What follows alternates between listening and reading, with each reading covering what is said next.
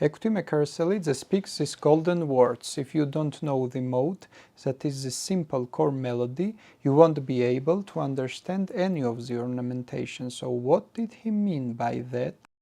You see, Saint Echtime himself studied under others, and he obviously learned this from the chanters who came before him. In our tradition, the point of reference is in the upper voice. That's why examples and conclusions must always be drawn from the variants of the simple mode. For example, if we take a hymn like and look at just two verses of it.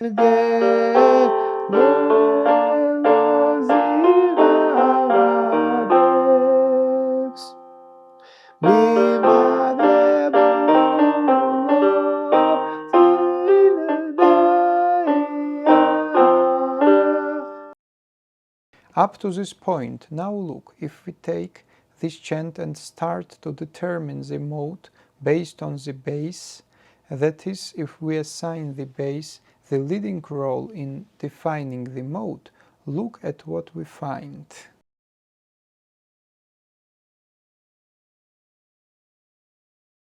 In the simple variant of the Gelati school, this chant begins with the bass entering at the fifth.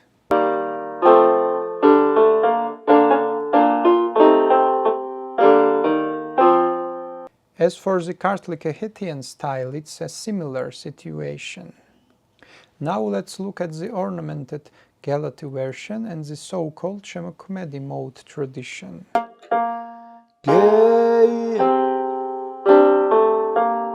Here the bass started on a B flat at the octave. I will say it again, in the simple mode it started at the fifth, in the ornamented mode it started at the octave. Does this mean we are dealing with an E flat mode in one case and a B flat mode in the other? Of course not.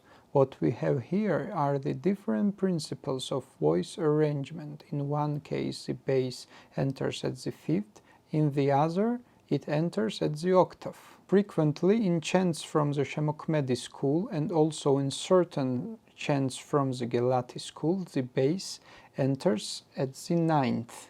Does that mean that when the top voice is on a B flat and the bass is on the A flat below it, we have an A flat mode? Of course it does not. To explain this more clearly, let's take the chant Christe Ardga. We have this hymn harmonized at the fifth, we have it at the octave, and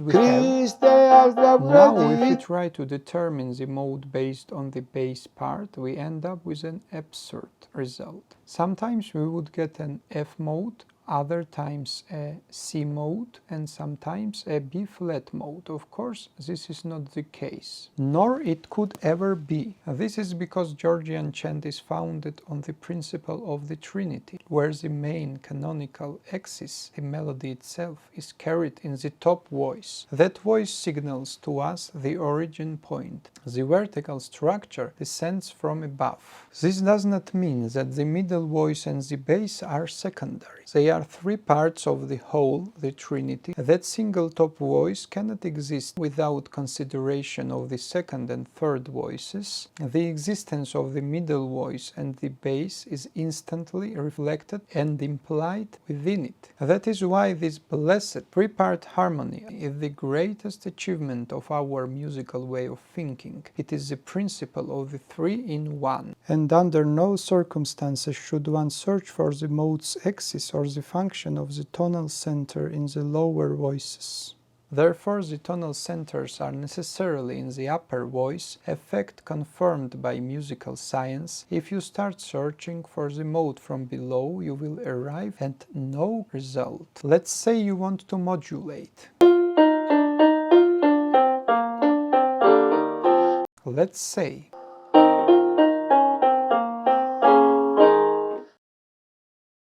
In the upper voice, the tonic was here, correct? The first degree of the scale. Let's take a Kartlikahetian example.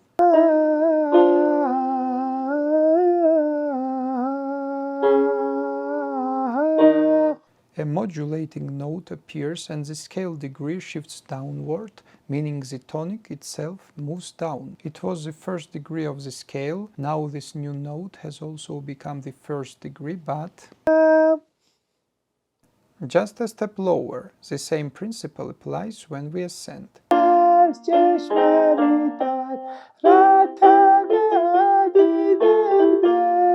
The same moves up.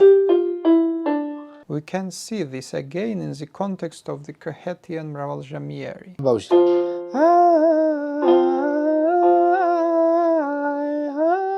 It goes up. So, the way of thinking across these styles is one and the same. However, there are great differences between them as well as great similarities. This is what can be said briefly on the matter for now.